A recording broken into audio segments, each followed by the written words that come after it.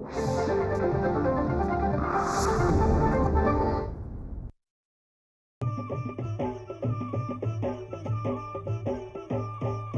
काळी आई धनधान्य देई, ही काळी आई धनधान्य देई. जोडते मनाची नाती आमची माती, आमची माणसं, आमची माती, आमची माणसं, आमची माती, आमची माणसं, आमची माती, आमची माणसं, आमची माती, आमची माणसं.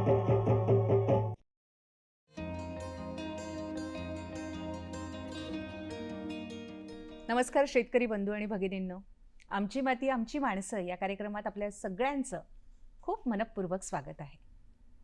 शेतकरी बंधू भगिनींनो, आपल्यासाठी शासन नेहमीच नवनवीन कल्याणकारी योजना आणत असतं. अशीच एक अत्यंत महत्त्वाची योजना कृषी पणन मंडळाची शेतमाल तारण कर्ज योजना. काय होतं की आपण उत्पादित केलेला जो माल आहे तो काढणीला जेव्हा येतो तेव्हा तो बाजारात एकदम गेला तर मागणी आणि पुरवठा याचं गणित आपल्याला ठाऊक असेल तर त्यावेळेस त्या बाजारभावानुसार आपल्याला उत्पादित केलेला माल हा मोठ्या प्रमाणात बाजारात गेला तर भाव कमी मिळतो. मग अशा वेळेस आपलं नुकसान होतं. मग करायचं काय? तर शेतमाल तारण कर्ज योजना या योजनेचा आपण लाभ घ्यायचा. म्हणजे बाजार समितीची जी गोदामं आहेत त्या गोदामांमध्ये हा माल तारण ठेवायचा आणि कर्ज उपलब्ध करून घ्यायचं. आता यासाठी काय अटी आहेत, काय शर्ती आहेत, किती कर्ज मिळतं, कोणता माल ठेवू शकतो, या सगळ्या प्रश्नांची उत्तरं आपण आजच्या कार्यक्रमातनं घेऊया. आजच्या कार्यक्रमाचा विषय आहे कृषी पणन मंडळाची शेतकऱ्यांच्या फायद्याची शेतमाल तारण कर्ज योजना. आणि याविषयी माहिती देण्यासाठी आज आम्ही स्टुडिओमध्ये आमंत्रित केलं आहे बाळासाहेब कातोरे यांना, सहाय्यक सरव्यवस्थापक महाराष्ट्र कृषी पणन मंडळ पुणे. नमस्कार सर. नमस्कार. कार्यक्रमात आपलं खूप मनपूर्वक स्वागत आहे सर. ही जी योजना आहे तर या योजनेविषयी सुरुवातीला काय सांगाल, नेमकी काय आहे ही योजना? महाराष्ट्र राज्य कृषी पणन मंडळाने शेतकऱ्यांच्या हितासाठी 1990 पासून शेतमाल तारण कर्ज योजना सुरू करण्यात आलेली आहे. शेतमाल तारण कर्ज योजनेअंतर्गत राज्यातील शेतकऱ्यांनी उत्पादित केलेला माल बाजार समितीच्या गोदामामध्ये ठेवण्यात येतो किंवा वखार मंडळाच्या गोदामामध्ये ठेवण्यात येतो आणि ठेवण्यात आलेल्या मालाच्या किमतीच्या 75% रकमेच्या 75% इतके कर्ज कृषी पणन मंडळाच्या मार्फत बाजार समितीच्या मार्फत देण्यात येते. तर नेमकी ही शेतमाल तारण योजना काय आहे आणि या योजनेमागचा उद्देश हा खूप महत्त्वपूर्ण असणार आहे, तर तो उद्देश काय आहे सर? महाराष्ट्र राज्य कृषी पणन मंडळाने 1991 पासून शेतकऱ्याच्या हितासाठी शेतमाल तारण कर्ज योजना सुरू केलेली आहे आणि या योजनेअंतर्गत राज्यातील शेतकऱ्यांनी उत्पादित केलेला शेतमाल बाजार समितीच्या गोदामात किंवा वखार मंडळाच्या गोदामात ठेवण्यात येतो आणि त्या ठेवण्यात आलेल्या मालाच्या किमतीवर बाजार समितीमार्फत शेतकऱ्यांनी जर मागणी केली तर त्यांना ठराविक कालावधीसाठी विहित व्याजदराने कर्जाचे वाटप करण्यात येते. ही आहे कृषी पणन मंडळाची योजना. आता या योजनेचा उद्देश काय आहे? तर या योजनेचा उद्देश हा आहे की शेतकऱ्यांना रास्त भाव मिळावा त्यांच्या मालाला. कारण काय होतं की अर्थशास्त्राच्या डिमांड सप्लाय हा जो सिद्धांत आहे, ह्या सिद्धांतानुसार ज्यावेळेस मार्केटमध्ये पुरवठा मोठ्या प्रमाणात कोण्या वस्तूचा होतो तर त्यावेळेस पुरवठा जास्त झाल्यामुळे मागणी कमी होते आणि मागणी कमी झाल्यामुळे किमती घसरतात. तर आणि असंच शेतकऱ्याच्या बाबतीत होतं की शेतकरी त्यांचा माल जेव्हा काढणी करतो, पिकाची काढणी करतो, त्यावेळेस तो मोठ्या प्रमाणामध्ये बाजारपेठेत माल येतो. आवक मोठ्या प्रमाणात आली की पुरवठा वाढा, परत मागणी कमी होते आणि बाजारात किमती घसरतात. तर आणि म्हणून शेतकऱ्याचं नुकसान होतं. बरं, याच्यामध्ये असं आहे की शेतकऱ्याला वेगवेगळ्या कारणास्तव कर्जाची गरज असते. कारण मुलाच्या शिक्षणाच्या फीस भरणे किंवा मुलीचे लग्न आहे किंवा आडत्या व्यापाऱ्याकडून त्यांनी हात उसने पैसे घेतलेले असतात, सावकाराकडून घेतलेले असतात. अनेक अडचणी, बी बियाणे, नंतरचे रब्बीची पेरणीचा खर्च, मशागत जमिनीची, ह्या कारणासाठी त्यांना निधीची गरज असते. तर त्याच्यामुळं शेतकरी काय करतो की त्याच्याकडे वेळ नसतो, मग तो आहे त्या किमतीला माल विकून टाकतो. ही प्रामुख्याने गरज शेतकऱ्याची भागावी, परंतु शेतकऱ्याला त्याच्या बाजारभाव पण मिळावा चांगला, ह्या दोन्हीचा उद्देश सफल करण्यासाठी ही योजना आपण सुरू करण्यामागचा प्रमुख उद्देश आहे. मग ह्या योजनेमध्ये काय होतं की तो माल शेतकऱ्यांनी काय करायचा, न विक्री करता तो बाजार समितीच्या गोदामामध्ये ठेवायचा आणि मग एकूण मालाच्या किमतीच्या 75% अल्प व्याजदर 6% कर्ज उचलायचे, त्याच्या गरजा भागवायच्या. आणि जेव्हा बाजारामध्ये सप्लाय हा कमी होईल, स्थिर होईल बाजार, अशा वेळेस मग तो माल चांगल्या बाजारभावाने विकायचा आणि बाजारभाव चांगला मिळाल्यामुळे शेतकऱ्याचा पण फायदा होईल. हे करत असताना शेतमाल तारणात ठेवायचा ते एक विशिष्ट प्रक्रिया असणार आहे, हो. ती काय आहे? हां, ज्या शेतकऱ्यांना शेतमाल तारणात ठेवायचा आहे तर याच्या तारणात ठेवण्यासाठी 2 प्रकारे हा तारणात ठेवता येतो. एक, शेतकऱ्याने त्यांचा माल उत्पादित झाल्यानंतर बाजार समितीच्या गोदामामध्ये आणून ठेवायचा.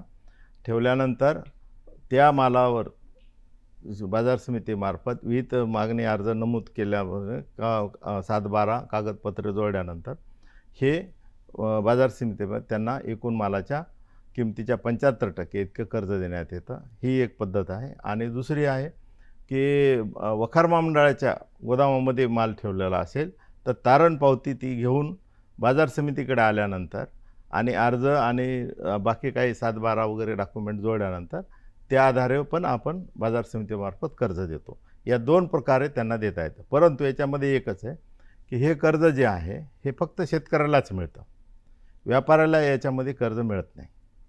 तर हा माल शेतकऱ्याचाच असणं आवश्यक आहे, तर त्याची खात्री बाजार समिती करते. बरं, हां. आता या शेतमाल तारण योजनेमध्ये साधारणतः कोणकोणता शेतमाल हा आपण तारण ठेवू शकतात? जवळपास सर्वच महाराष्ट्रातला प्रमुख पिकाचा समावेश झालेला आहे. यामध्ये तूर, मूग, उडीद, हरभरा, सोयाबीन, सूर्यफूल, करडई, गहू, ज्वारी, बाजरी, मका, भात, हे 12 पिकं की जे MSP शासनाने जी डिक्लेअर केलेली हे 12 पिकं आहेत. ह्याच्या व्यतिरिक्त ज्याची MSP नाही असे पण आहेत.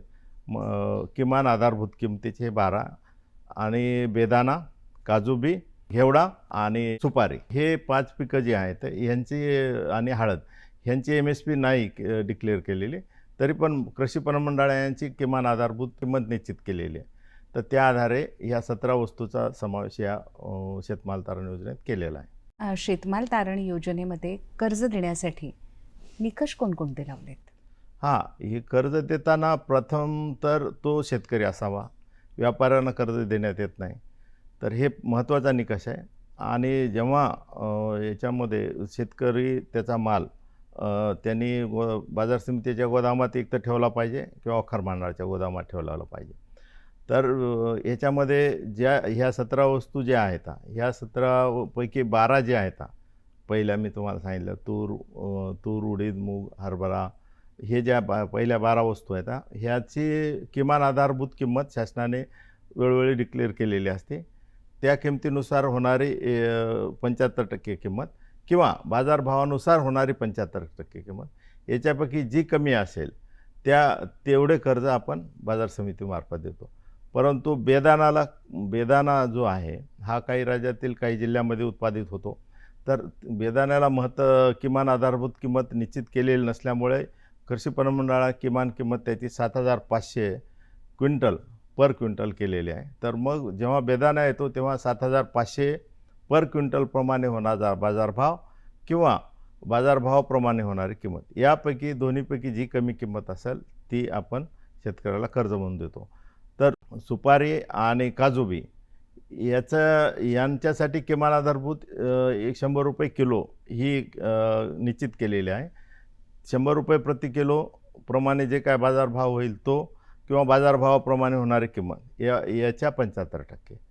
आणि हळदीची अद्यापही शासनाने डिक्लेअर केलेली नाही, त्याच्यामुळं बाजारभावाप्रमाणेच आपण त्यांना 75% रक्कम देत असतो. आमची माती आमची माणसं.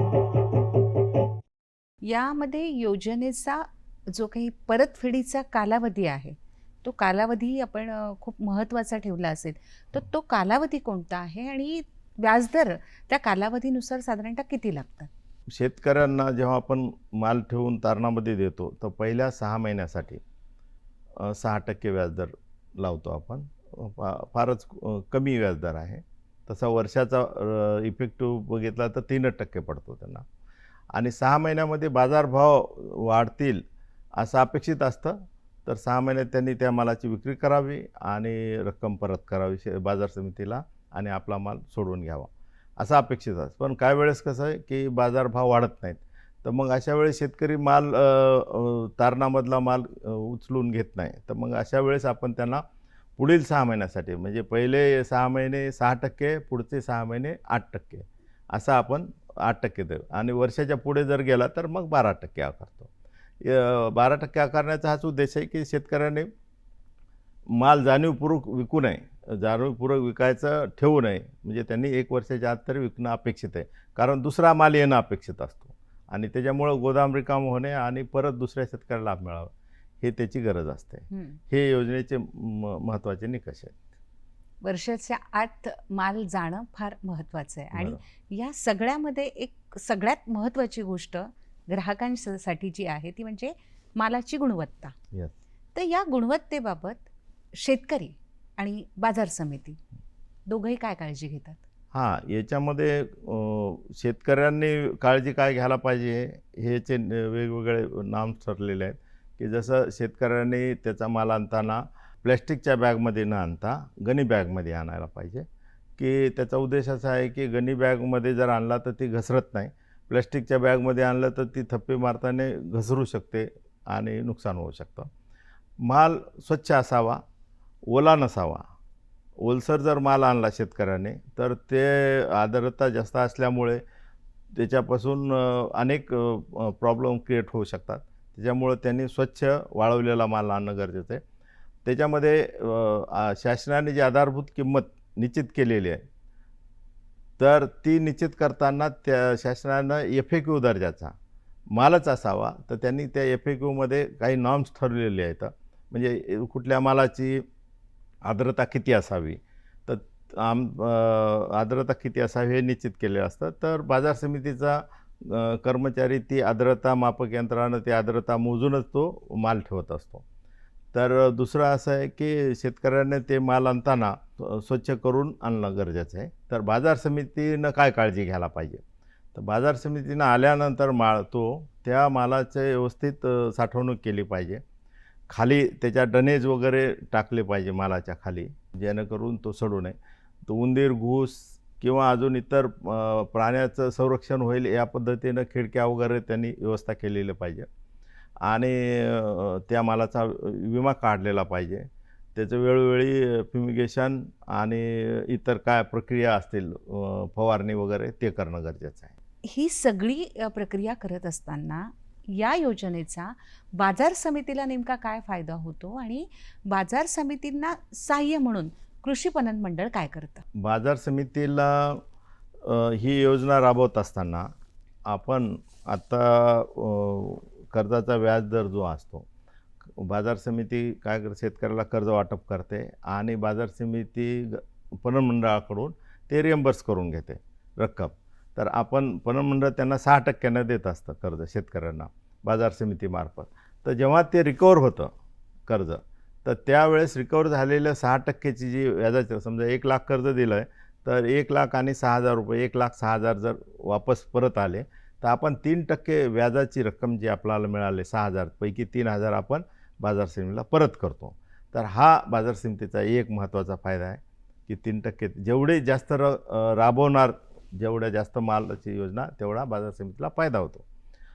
दुसरा असा प्रश्न आहे की जेव्हा हा माल तारणातला शेतकरी विकतो तारणात ठेवून, तर तो त्याच बाजार समितीत विकतो आणि विकल्यानंतर बाजार समितीला त्याची मार्केट फी मिळते. म्हणजे इतरत्र खेळा खरेदीचा तो परस्पर गेला असता माल, तर तो बाजार समितीमध्ये विकल्यामुळं बाजार समितीचा फायदा होतो. 1% मार्केट फी मिळते. या 2 प्रकारे बाजार समितीला फायदा होतो. ही झालं बाजार समितीच्या फायद्याच्या बाबतीत. शेतकऱ्यांना काय फायदा होतो आणि काही उदाहरणं आहे का सर आपल्याकडे सांगायला? हो, निश्चितच. आता मागील वर्षामध्ये तुरीचा भाव मोठ्या प्रमाणामध्ये वाढलेला आहे. तर तूर जेव्हा काढणी झाली त्यावेळेस तुरीचा भाव साधारणतः 8,000 होता. तर मग काही शेतकऱ्यांनी काय केलं की तो भाव तूर आपल्या बाजार समिती यार्डामध्ये आणून ठेवली बाजार समितीमध्ये. तर त्यावेळेस त्याचा भाव 8,000-8,500 होता आणि जेव्हा मग 2-3 महिन्यानंतर तुरीचा भाव मागच्या वर्षी 10, 11 आणि लास्ट 12पर्यंत गेला होता. म्हणजे 9,000 सरासरी रेट काढला तर आमचा तारणात ठेवलेला 9,000चा होता ठेवताना आणि विकताना 12,000, म्हणजे प्रति क्विंटल 3,000 रुपयाचा फायदा झालेला आहे. ही जी योजना आहे ही खरं तर फार व्यापक स्वरूपात राबवणं फार गरजेचं आहे. तर कृषी पणन मंडळ यासाठी काय करतंय? कृषी पणन मंडळामार्फत योजनेची जाहिरात करण्यात येते आणि बाजार समित्यांना पण यांना प्रोत्साहित करण्यात येतं आणि या योजनेचा लाभ तळागाळातील शेतकऱ्यापर्यंत व्हावा म्हणून बाजार समितीमार्फत स्थानिक वर्तमानपत्रातून जाहिरात देण्यात येतात आणि त्या जाहिरातीमध्ये या योजनेचे लाभ काय मिळतात किंवा कोणता माल कसा ठेवावा या सगळ्याची माहिती देण्यात येते. पॉम्पलेट पण वाटण्यात येतात आठवडी बाजारामध्ये त्या कार्यक्षेत्रात ज्या कार्यक्षेत्रामध्ये तो माल तयार होतो आणि काही वेळेस तर लाऊडस्पीकरवर पण आपण आठवडी बाजारामधून माहिती देतो आणि बाजार समितीचं जे यार्ड असतं त्या यार्डामध्ये काही जाहिरातीचे बाजार समितीनं फलक दिलेले असतात. म्हणजे जे काय माहिती द्यायची त्यांना तर तिथं त्या योजनेची पूर्ण माहिती चिटकवली जाते. भिंतीपत्रकं ग्रामीण भागामध्ये त्या बाजार समितीमार्फत पूर्ण त्यांच्या कार्यक्षेत्रामध्ये आणि आता नवीन फेसबुकद्वारे किंवा व्हॉट्सअपद्वारे या योजनेचा जास्तीत जास्त प्रचार राज्यातील बाजार समित्यामार्फत करण्यात येतो आणि राज्यस्तरीयसुद्धा आपण काही मासिकामध्ये या योजनेची माहिती देतो. जसं आमचं कृषी पणन मित्र मासिक आहे हे राज्यातील सगळ्या बाजार समित्यामध्ये आणि व्यापाऱ्यामध्ये जातं शेतकऱ्याकडे. तर त्याच्यामध्ये या योजनेची सविस्तर माहिती दिलेली आहे. आमची माती आमची माणसं. आता थोडं मागे वळून बघूया. 23 आणि 24 हे जे वर्ष आहे यामध्ये साधारणतः आपण किती कर्जाचं वाटप केलं आणि किती शेतकऱ्यांनी लाभ घेतला? मागील 23-24 या वर्षामध्ये बऱ्याच कमोडिटी जे बाजारभाव होते ते बऱ्यापैकी चांगले होते. त्याच्यामुळं तुलनेमध्ये याच्या अगोदरच्या तुलनेमध्ये थोडा कमीच माल ठेवलेला आहे. तरी पण 23-24 हंगामामध्ये 2,540 शेतकऱ्यांना 67 बाजार समित्यामार्फत 33.33 कोटी कर्ज वाटप करण्यात आलं आहे. त्याच्यासाठी 6.27 लाख क्विंटल माल ठेवलेला होता. बरं. 33.33 कोटीचं कर्ज वाटप करण्यात आलेलं आहे. बरं, आता कृषी पणन मंडळाने येणाऱ्या वर्षासाठी म्हणजे 24 आणि 25 यासाठी नेमकी काय तयारी केली? 24 आणि 25साठी आत्ताच नुकतेच कार्यकारी संचालकांना आम्ही कार्यशाळा घेतलेली आहे पणन मंडळामध्ये आणि पूर्ण राज्यामध्ये 8 डिव्हिजन आहेत. तर 8ही डिव्हिजनमध्ये आपण जवळपास 305 बाजार समित्यामध्ये सर्वच बाजार समित्यामध्ये हे पिकं उत्पादित होत नाहीत. काही ठिकाणी भाजीपाला किंवा वेगळे पिकं असतात, ऊस वगैरे. तर मग अशा वेळेस त्याचा या कमोडिटीमध्ये समावेश नाही. तर 132 बाजार समित्यांनी यावर्षी म्हणजे 24-25 हंगामामध्ये शेतमाल तारण योजना राबवण्यासाठी संमती दर्शवलेली आहे. तर त्या अनुषंगाने आपण प्रत्येक डिव्हिजनकडून प्रत्येक डिव्हिजनला एक अधिकारी आणि एक कर्मचारी याचा शेतमाल तारण कक्ष स्थापन केलेला आहे. तसाच बाजार समिती पण एका अधिकाऱ्याची नियुक्ती केली. केवळ शेतमाल तारण हंगामापुरता त्या अधिकाऱ्याची नियुक्ती केलेली आहे. मग याची नियुक्ती करण्याचा उद्देश असा आहे की त्यांनी ही योजना कार्यक्षम राबवावी आणि योजना राबवण्यासाठी नुकतीच लातूर विभागातली आणि औरंगाबाद विभागातले कार्यशाळा झालेल्या आहेत आणि बाकीच्या कार्यशाळा होत आहेत. या कार्यशाळेमध्ये बाजार समितीचा कर्मचारी अधिकारी आणि विभाग कार्यालयाचा कर्मचारी अधिकारी यांना गोदाममध्ये माल साठवणूक, ते शेतमाल तारण ऑनलाईन ERP प्रणालीद्वारे कशा पद्धतीनं भरणा करायचा आहे, याची प्रोसिजर काय असेल, या सर्व बाबीचं प्रशिक्षण देण्यात येत आहे. आता कृषी पणन मंडळाच्या भविष्यातल्या अशा काही मोठ्या योजना शेतकऱ्यांसाठी आहे का, की काही भविष्यात त्यांचं आणखीन प्रगती व्हावी या दृष्टीने काही विचार आपल्याकडे आहे का? शेतकऱ्यांसाठी सध्या तरी हीच एकमेव योजना आहे. कुठली? शेतमाल तारण योजना. याच्या व्यतिरिक्त डायरेक्ट अशा शेतकऱ्यांसाठी तरी योजना नाहीत, पण प्लॅस्टिक क्रेट वगैरे जे आहेत त्याच्याबाबत योजना तयार करण्याचा विचाराधीन आहे, परंतु अजून त्याला अंतिम स्वरूप आलेलं नाही. बरं, आता या योजनेसंदर्भात आपण शेतकरी बांधवांना काय संदेश देणार आहे? मी शेतकऱ्यांना एवढंच म्हणेल की ज्या वेळेस हंगाम काढणीनंतर जो माल येतो तो माल तुम्ही कमी दराने, पुरवठा जास्त असल्यामुळं, किंमत कमी असल्यामुळं विक्री न करता तो माल तुम्ही वखार मंडळाच्या गोदामात ठेवा किंवा बाजार समितीच्या गोदामात ठेवा आणि तुमची गरज आहे त्याप्रमाणे तुम्ही कर्ज बाजार समितीकडून घ्या. व्याजाचा दर खूप अल्प आहे आणि ज्यावेळेस 6 महिन्याच्या आतमध्ये जेव्हा बाजारभाव चांगला असेल तर ते आजकाल तर सगळ्या शेतकऱ्याला कळतंच, तर त्याच्यावर लक्ष ठेवा आणि चांगला बाजारभाव आला त्यावेळेस माल विक्री करा आणि होणाऱ्या तोट्यापासून आपण स्वतःचा होणाऱ्या नुकसानीपासून आपण याच्यापासून वाचलं पाहिजे आणि फायदा घेतला पाहिजे या योजनेचा. नक्कीच आहे. शेतकरी बंधूंनो, योग्य वेळी, योग्य दरात, योग्य ठिकाणी आपला जो काही माल आहे तो जाणं गरजेचं आहे आणि मधल्या काळामध्ये तुम्हाला बाजार समितीमध्ये, गोदामामध्ये कर्ज घेऊन, म्हणजे आर्थिक फायदा घेऊन आपण तो माल तिथे ठेवू शकतात आणि नंतरही आर्थिक फायदा घेऊ शकतात. तर फार छान अशी ही कृषी पणन मंडळाची योजना आहे. उत्तम कार्य आपलं शेतकऱ्यांसाठीचं आहे. तर आज आपण याविषयीची सविस्तर, अगदी विस्तृत छान माहिती दिलीत, त्याबद्दल मी आपले मनःपूर्वक आभार मानते. धन्यवाद. धन्यवाद.